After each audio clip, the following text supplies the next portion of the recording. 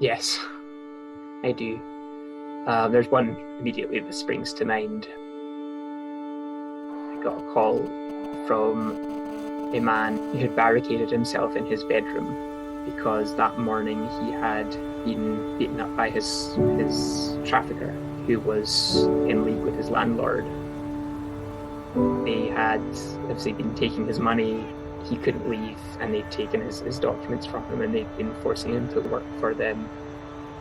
Police had been called, but for whatever reason, they had not understood what had happened.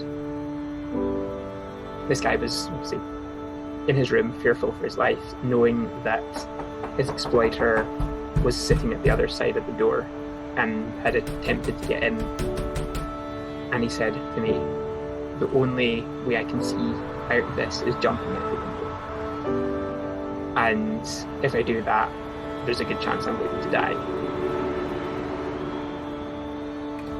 In that point, it was very alarming, frightening, because obviously we had a potentially suicidal individual wanting to find an out, wanting to find a chance to be free.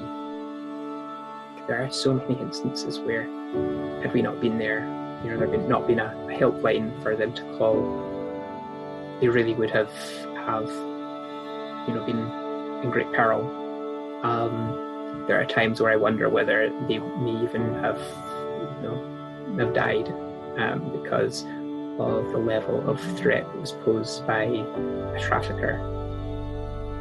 If it was you, what if you were in that environment and you couldn't get out?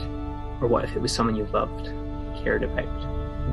What would you do for that person that they could be free? By resting on this notion that, oh, this is England, this is Scotland, this is Wales, Ireland. The United Kingdom is this bastion of freedom and the rule of law. Are we willing to really tolerate the existence of slavery in a society we want to call just?